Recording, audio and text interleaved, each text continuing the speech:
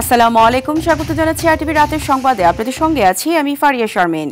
হাসপাতালে চিকিৎসাধীন BNP chairperson Begum Khaleda জিয়ার শারীরিক অবস্থা একই পর্যায়ে রয়েছে। দল ও পরিবারের পক্ষ থেকে উন্নত চিকিৎসার জন্য বিদেশে নেওয়ার উদ্যোগ থাকলেও চিকিৎসকরা জানিয়েছেন বর্তমান শারীরিক পরিস্থিতি দীর্ঘ ভ্রমণের জন্য উপযুক্ত নয়। এদিকে বেগম জিয়ার বিদেশে চিকিৎসার বিষয়ে মেডিকেল বোর্ড এখনও কোনো পরামর্শ দেয়নি বলে জানিয়েছেন দলের সিনিয়র যুগ্ম মহাসচিব রুহুল কবির রিজভী। এই বিষয়ে আরও জানাচ্ছেন শামীম চৌধুরী। কয়েকদিন যাবৎ রাজধানীর এভার কেয়ার হাসপাতালে চিকিৎসাধীন অবস্থায় রয়েছেন সাবেক প্রধানমন্ত্রী ও বিএনপি চেয়ারপারসন বেগম খালেদা জিয়া। প্রতিদিনের মতো তার শরীরের খোঁজ খবর নিতে আসেন বিএনপি নেতারা। আইসিইউর ভিতরে যেতে পারি নাই, আমরা আমাদের ডাক্তার জাহিদ ভাইয়ের কাছ থেকে আমরা জানতে পেরেছি। শর্মিনা রহমান সিদ্দি ভাবির সাথেও আমার কথা হয়েছে, তার কাছ থেকেও জানতে পেরেছি মোটামুটি গতকালকের চেয়ে একটু বেটার। খারাপও বলা যাবে না, আবার বেশি ভালোও বলা যাবে। অন্যদিকে নয়াপল্টনে বিএনপির কেন্দ্রীয় কার্যালয়ে জরুরি সংবাদ সম্মেলন করেন দলের সিনিয়র যুগ্ম মহাসচিব রুহুল কবির রিজভী। সেখানে তিনি বেগম খালেদা জিয়ার শারীরিক অবস্থা তুলে ধরেন। আমি আজকে সর্বশেষ যতটুকু শুনেছি, তিনি তার শারীরিক অবস্থা অপরিবর্তিত রয়েছে এবং তার বিদেশ যাওয়ার ব্যাপারে তার মেডিকেল বোর্ড এখনো কোনো পরামর্শ দেননি। বলেন, বেগম জিয়ার শারীরিক অসুস্থতার কারণে বিজয়ের মাস ডিসেম্বরে গৃহীত দলের কর্মসূচি স্থগিত করা হয়েছে। আমাদের ব্যাপক আয়োজন এবং প্রস্তুতি চলছিল সারা দেশের বিভাগীয় শহরগুলোতে এবং আমাদের বিভিন্ন অঙ্গ সংগঠন, সহযোগী সংগঠন এবং জেলা বিএনপিগুলো, কিন্তু দেশনেত্রী বেগম খালেদা জিয়ার শারীরিক অবস্থার কারণে আমরা এই কর্মসূচি স্থগিত রেখেছি। অন্যদিকে রাজধানীর পল্টনে বেগম খালেদা জিয়ার আরোগ্য কামনায় ঢাকা মহানগর দক্ষিণ বিএনপি আয়োজিত দোয়া মাহফিলে অংশ নেন বিএনপির দুই স্থায়ী কমিটির সদস্য মির্জা আব্বাস ও গয়েশ্বর চন্দ্র রায়। দেশবাসীর, আমাদের মা দেশনেত্রী বেগম খালেদা জিয়ার জন্য যা করার প্রয়োজন আছে ইনশাআল্লাহ আমরা সেটা করব। আমি বিশ্বাস করি সৃষ্টিকর্তা আমাদের শান্তির জন্য, আমাদের শক্তির জন্য, একটি ভালো দেশ উপহার দেওয়ার জন্য তিনি আমাদের প্রার্থনা, আমাদের দোয়া কবুল করবেন। আমার নেত্রী সুস্থ হবেন, আমরা আবার শক্তি নিয়ে মাঠে নামব। এছাড়া গুলশান সোসাইটি মসজিদে বেগম খালেদা জিয়ার সুস্থতা কামনায় দোয়া ও মিলাদ মাহফিলের আয়োজন করে আমরা বিএনপি পরিবার। শামীম চৌধুরী, আরটিভি, ঢাকা। বেগম খালেদা জিয়ার শারীরিক অবস্থা সর্বশেষ অবস্থা জানাতে রাজধানীর এভার কেয়ার হাসপাতাল থেকে যুক্ত হচ্ছেন সর্দার রাজীব। রাজীব, বেগম খালেদা জিয়ার শারীরিক অবস্থা নিয়ে নতুন কোনো তথ্য আছে কিনা জানাবেন। চিকিৎসকরা কি বলছেন এই মুহূর্তে? হ্যাঁ ফারিয়া, বেগম খালেদা জিয়ার শারীরিক অবস্থা নিয়ে সর্বশেষ আমরা যে তথ্যটি জানতে পেরেছি তা হলো এখন মেডিকেল বোর্ডের বৈঠক চলছে। অর্থাৎ একটু আগেই বিএনপির ভাইস চেয়ারম্যান আব্দুল আল মিন্টু এসেছিলেন এবং তিনি যেটি জানিয়েছেন যে রাত 10টার দিকে বিএনপি চেয়ারপারসন বেগম খালেদা জিয়ার শারীরিক অবস্থা নিয়ে বৈঠকে বসবেন তার চিকিৎসকরা, অর্থাৎ মেডিকেল বোর্ডের যারা দায়িত্বে রয়েছেন তারা বসবেন এবং তারাই সিদ্ধান্ত নেবেন যে পরবর্তীতে আসলে কি করা হবে, দেশে চিকিৎসা হবে নাকি দেশের বাইরে উন্নত চিকিৎসার জন্য পাঠানো হবে। আমরা আরেকটু জানিয়ে রাখি যে আব্দুল আল মিন্টু যেটি বলেছেন যে তিনি মূলত অনেকটা উন্নতি না হলেও কিছুটা উন্নতি হয়েছে, এমনটাই আমাদেরকে আব্দুল আল মিন্টু সহ একাধিক ব্যক্তি যারা ইতিমধ্যে বিএনপি চেয়ারপারসনকে দেখে এসেছেন তারা কিন্তু এটাই বলেছেন। এর মধ্যে সর্বশেষ একটু আগেই কিন্তু তথ্য উপদেষ্টা মাহফুজ আলম তিনিও একই কথা বলেছেন যে বিএনপি চেয়ারপারসন বেগম খালেদা জিয়া তার শারীরিক অবস্থার অনেকটা উন্নতি না হলেও তারা আশা করছেন দ্রুতই তিনি সুস্থ হয়ে উঠবেন এবং সবচেয়ে আশার কথা হচ্ছে যে তিনি অবনতি হয়নি। এছাড়াও একটু আগেই কিন্তু এসেছিলেন গণ অধিকার পরিষদের সাধারণ সম্পাদক রাশেদ খান, তিনিও একই কথা বলেছেন যে তারা প্রত্যাশা করছেন যে বিএনপি চেয়ারপারসন বেগম খালেদা জিয়া খুব শীঘ্রই সুস্থ হয়ে উঠবেন এবং গণতান্ত্রিক আন্দোলনের অগ্রযাত্রায় তার যে ভূমিকা তিনি, এবং সে আরেকটি কথা বলেছে আগামী জাতীয় নির্বাচন, ফেব্রুয়ারি যে জাতীয় নির্বাচন রয়েছে সেই নির্বাচনের ভূমিকায় থাকবেন, অর্থাৎ অভিভাবক হিসেবে সেই নির্বাচনের ভূমিকায় থাকবেন BNP BNP chairperson Begum Khaleda Zia. এছাড়াও এখানে কিন্তু বেশ কয়েকজন লোক এসেছেন। আমরা দেখেছি যে জাতীয় দলের সাবেক ক্রিকেটার তামিম ইকবাল এসেছিলেন এবং তিনিও বলেছেন যে তারা প্রত্যাশা করছেন খুব শীঘ্রই তিনি সুস্থ হয়ে উঠবেন। আমরা আরেকটি কথা বলে রাখি যে সর্বশেষ যে বিষয়টি আমরা জানতে পেরেছি, রাত 10টায় যে বৈঠকটি বসেছে তার সুস্থতার বা শারীরিক পরিস্থিতি নিয়ে, এই বৈঠকের পরে হয়তো একটি ব্রিফ করতে পারেন, সেখানে হয়তো বা নেতৃত্ব দিতে পারেন বিএনপি চেয়ারপারসনের ব্যক্তিগত চিকিৎসক এবং বিএনপির জাতীয় স্থায়ী কমিটির সদস্য জাহিদ হোসেন, তিনি আসতে পারেন এমনটা আমরা শুনছি, যদিও আমরা নিশ্চিত নয়। হয়তোবা সেই বৈঠকের পরে সেই ব্রিফ যদি করেন আমরা সর্বশেষ জানতে পারবো। এবং আসার কথা হচ্ছে, আমরা বেশ কয়েকটি মাধ্যমে জানতে পারছি যে বিএনপি চেয়ারপারসন আগের থেকে কিছুটা সুস্থ রয়েছেন এবং তিনি প্রশ্নের উত্তর বা ইশারা দিচ্ছেন, এমনটাই আমাদের বলেছেন। এবং আমরা আরেকটু জানতে পেরেছি যে তিনি তরল জাতীয় খাবারও খেতে পারছেন। আমরা হয়তোবা সর্বশেষটা জানতে পারবো আনুষ্ঠানিক বিবৃতির পর। আমরা আরেকটু বিষয় যদি বলি যে ওনার চিকিৎসার জন্য কিন্তু এভারকেয়ার হাসপাতালে সর্বোচ্চ আধুনিক কিন্তু ব্যবস্থা রাখা হয়েছে, এটা আমরা কিন্তু জানতে পেরেছি। এবং এখানে কিন্তু যুক্তরাজ্য, যুক্তরাষ্ট্র, চীন, সিঙ্গাপুর সহ একাধিক উন্নত দেশের বিশেষজ্ঞ চিকিৎসক রয়েছেন। সেখানে কিন্তু বিএনপির ভারপ্রাপ্ত চেয়ারম্যান তারেক রহমানের স্ত্রী ডাক্তার জোবাইদা রহমানও রয়েছেন, আমরা কিন্তু এমনটাই জানতে পারছি। তবে সর্বশেষ জানার জন্য আমাদের আরও কিছু সময় অপেক্ষা করতে হবে যে আসলেই ওনাকে দেশের বাইরে নেওয়া হবে না দেশেই চিকিৎসা দেওয়া হবে, সেই বিষয়টা জানার জন্য আমাদের অপেক্ষা করতে হবে। এই ছিল আমাদের কাছে সর্বশেষ। ফারিহা, আপনাকে অসংখ্য ধন্যবাদ। এদিকে পররাষ্ট্র উপদেষ্টা মোহাম্মদ তৌহিদ হোসেন বলেছেন, বিএনপির ভারপ্রাপ্ত চেয়ারম্যান তারেক রহমান দেশে আসতে চাইলে একদিনের মধ্যে ট্রাভেল পাস দেওয়া সম্ভব। বলেন, খালেদা জিয়া অসুস্থতার জন্য বিদেশে যেতে চাইলে অন্তর্বর্তী সরকারের পক্ষ থেকে সর্বাত্মক সহযোগিতা করা হবে। আরও জানাচ্ছেন শাকিলা করিম। রোববার বিকেলে বাংলাদেশের পররাষ্ট্রনীতি পরিবর্তনশীল বিশ্বে একটি প্রাসঙ্গিক ভূমিকা নির্ধারণ শীর্ষক সেশনের আয়োজন করে diplomatic correspondent association Bangladesh ডিক্যাপ। Press ক্লাবে আয়োজিত এই অনুষ্ঠানে কথা বলেন অন্তর্বর্তী সরকারের পররাষ্ট্র উপদেষ্টা তৌহিদ হোসেন। এ সময় লন্ডনে অবস্থানরত বিএনপির ভারপ্রাপ্ত চেয়ারম্যান তারেক রহমানের দেশে ফেরায় বাধা নেই বলে জানান উপদেষ্টা। নিয়ম হচ্ছে যখন পাসপোর্ট থাকে না বা মেয়াদ উত্তীর্ণ হয়ে যায়, তখন কেউ যদি আসতে চান তাহলে তাকে আমরা ওয়ান টাইম পাস একটা দিয়ে দিই আর কি, একবার দেশে আসার জন্য। তো এটা দিতে একদিন লাগে, কাজে এটা উনি যদি আজকে বলেন যে উনি আসবেন, আগামীকাল আমরা এটা দিয়ে পরশুদিন উনি প্লেনে উঠতে পারবেন, কোনো অসুবিধা নেই। বাংলাদেশ সরকারের পক্ষ থেকে কোনো বিধিনিষেধ নেই, উনি আসতে পারেন। চিকিৎসার জন্য বিএনপির চেয়ারপারসন বেগম খালেদা জিয়া বিদেশ যেতে চাইলে অন্তর্বর্তী সরকার প্রয়োজনীয় সহযোগিতা করবে বলেও জানান তিনি। এই মুহূর্তে উনি আসলে বিদেশে যাকে নিয়ে যাওয়ার মতো অবস্থায় নেই, যদি একটু ইমপ্রুভ করে তাহলে নিয়ে যাওয়া হবে। সেজন্য বিভিন্ন অ্যারেঞ্জমেন্ট পার্টির পক্ষ থেকে করা হচ্ছে, আমরা সহায়তা করতেছি, যেটুকু যেখানে সহায়তা প্রয়োজন আমরা করব, এতে কোনো সন্দেহ নেই। এদিকে এক প্রশ্নের জবাবে উপদেষ্টা বলেন, মৃত্যুদণ্ডপ্রাপ্ত সাবেক স্বরাষ্ট্রমন্ত্রী আসাদুজ্জামান খান কামালের ভারতে অবস্থানের ব্যাপারে অফিসিয়াল কোনো তথ্য সরকারের কাছে নেই। কোনো অফিসিয়াল তথ্য আমার কাছে নেই। আমরা জানি উনি সেখানে ভারতে আছেন, কিন্তু লিখিতভাবে কখনো আমাদেরকে সেটা জানানো হয়নি। এবং তাকে দিয়ে যে ওখান থেকে ফেরত আনা শুরু হবে এমনও কোনো তথ্য আমার কাছে নেই। বিগত সময়ে আওয়ামী লীগ সরকার পাকিস্তানের সঙ্গে স্বাভাবিক সম্পর্ক না রাখলেও বর্তমান সরকার সে পথে হাঁটছে না বলে উল্লেখ করেন পররাষ্ট্র উপদেষ্টা তৌহিদ হোসেন। শাকিলা করিম, RTV, ঢাকা। বিডিআর হত্যাকাণ্ডে দলগতভাবে জড়িত আওয়ামী লীগ মূল সমন্বয়কারী তাপস গ্রিন সিগন্যালে ছিল তৎকালীন প্রধানমন্ত্রী শেখ হাসিনার। বিডিআর বিদ্রোহের নামে সংগঠিত বর্বরতম হত্যাযজ্ঞের তদন্তের প্রতিবেদনে এমনই তথ্য উঠে এসেছে।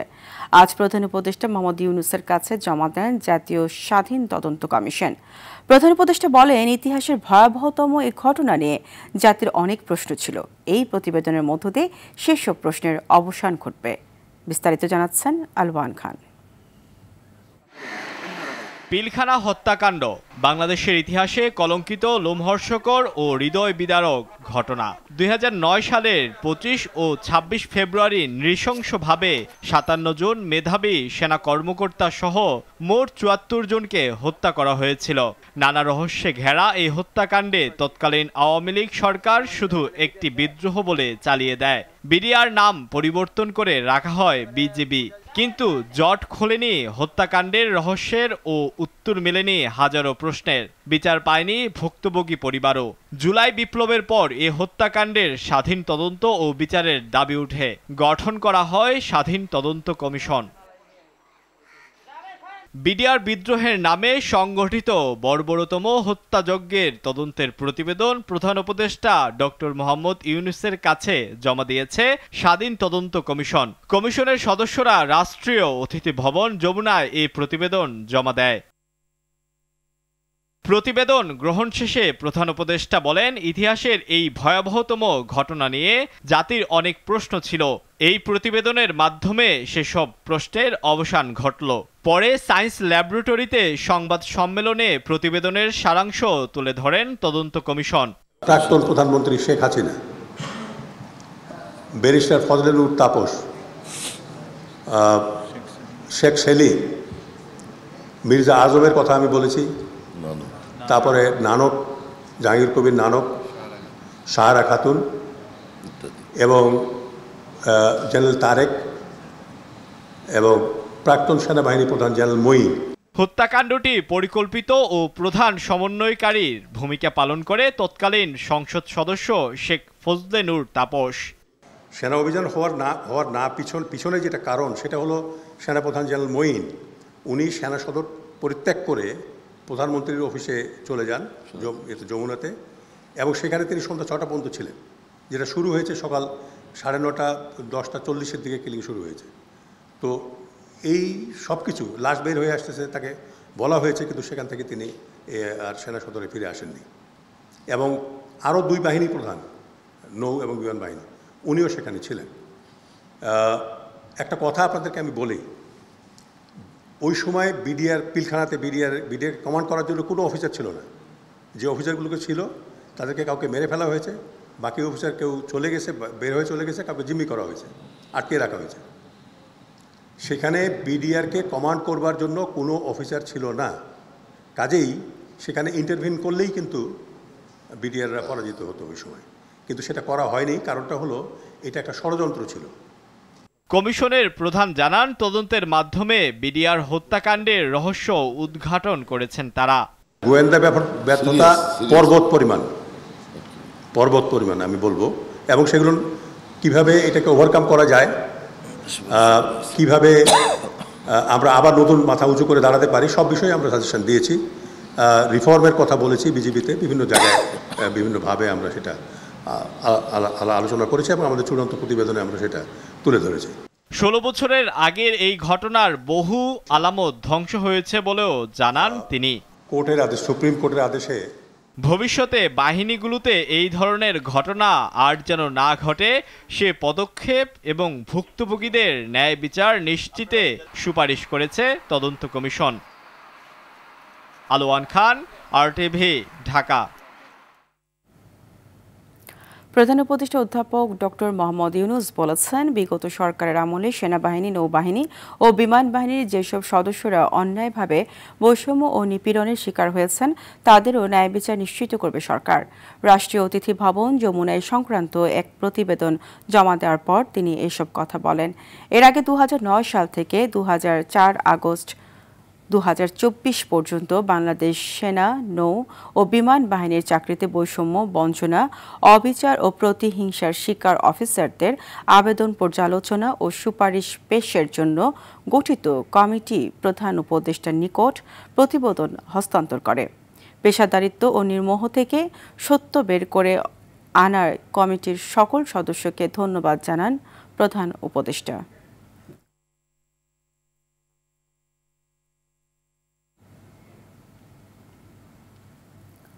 জুলাই আন্দোলনে কুষ্টিয়ায় 6 জনকে হত্যাসহ 8 অভিযোগে জাসদ সভাপতি হাসানুল হক ইনুর বিরুদ্ধে করা মামলার বিচারিক কার্যক্রম শুরু হয়েছে।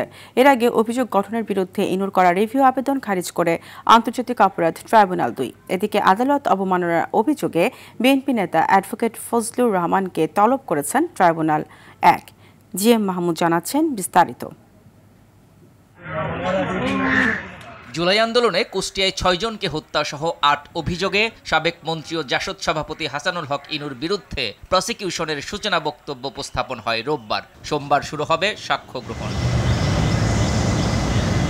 এর আগে মামলার অভিযোগ গঠনের আদেশের বিরুদ্ধে ইনুর করা রিভিউ আবেদনের শুনানিতে চিফ প্রসিকিউটর বলেন, জুলাই গণঅভ্যুত্থানকে সোকল্ড বলা রাষ্ট্রদ্রোহিতা ও আদালত অবমাননার শামিল। যে অর্জনের পেছনে 1400 মানুষের রক্তদান আছে, 25,000-এর মতো মানুষের অঙ্গহানি আছে, অজস্র মানুষের চোখের পানি ঝরেছে, অনেকে কারাবরণ করেছেন, আদারওয়াইজ নিপীড়িত হয়েছেন। সেই মহান একটি অভ্যুত্থান বা বিপ্লবকে সোকল্ড বলা এটা ধৃষ্টতা, এটা আদালত অবমাননা, এটা রাষ্ট্রদ্রোহিতা। শেখ হাসিনা সহ পলাতক আসামিদের ফেরত আনার ব্যাপারে চিফ প্রসিকিউটর জানান, সরকার রাষ্ট্রীয়ভাবে তার চ্যানেল ব্যবহার করে চেষ্টা চালিয়ে যাচ্ছে। বাংলাদেশ সরকার রাষ্ট্রীয়ভাবে তার ডিপ্লোম্যাটিক চ্যানেল ব্যবহার করে, রাষ্ট্রের যত মেশিনারিজ আছে সেগুলোকে ব্যবহার করে এই সমস্ত সাজাপ্রাপ্ত পলাতক আসামিদেরকে বিদেশ থেকে বাংলাদেশে ফেরত আনার ব্যাপারে যা যা করা দরকার রাষ্ট্র সবই করছে। এদিকে ট্রাইব্যুনাল নিয়ে বিরূপ মন্তব্যকারী বিএনপি নেতা অ্যাডভোকেট ফজলুর রহমানের কাছে ব্যাখ্যা চেয়েছে ট্রাইব্যুনাল। উনি আইন জানেন, জানার পরেও ইচ্ছাকৃতভাবে আদালত অবমাননাকর বক্তব্য দিচ্ছেন। কেন আদালত অবমাননার ব্যবস্থার জন্য তার বিরুদ্ধে ব্যবস্থা গৃহীত হবে না, এই জন্য রুল ইস্যু করেছেন এবং তাকে আগামী 8 ডিসেম্বর সশরীরে হাজির হওয়ার নির্দেশ দিয়েছেন। এছাড়া রাজধানীর চানখারপুলে 6 জনকে হত্যা মামলায় আসামি পক্ষের সাফাই সাক্ষ্য গ্রহণের তারিখ আগামী 8 ডিসেম্বর নির্ধারণ করেছে আন্তর্জাতিক অপরাধ tribunal 1। GM Mahmud, RTV, Dhaka. আগামী নির্বাচনে ভোট কেন্দ্র বাড়ানোর প্রয়োজন নেই, তবে গোপন কক্ষের সংখ্যা বাড়ানো হতে পারে বলে জানিয়েছেন নির্বাচন কমিশনের সিনিয়র সচিব আখতার আহমেদ। বলেন, ভোট কক্ষে 2টা গোপন কক্ষ করা হবে, এজন্য বাজেট বাড়তে হবে। রাজধানীর আগারগাঁওয়ে নির্বাচন ভবনে আন্তঃ মন্ত্রণালয় সভার পর এই মন্তব্য করেন তিনি। এ সময় ইসির সিনিয়র সচিব বলেন, নির্বাচনের দায়িত্ব পালনকারীরা যেন স্থানীয় প্রভাবশালীদের আতিথেয়তা গ্রহণ না করেন সেজন্য ভাতা বাড়ানো হচ্ছে। এছাড়া গণভোট নিয়ে ইউনিয়ন পর্যায়ে প্রচারণা করার কথাও জানান তিনি।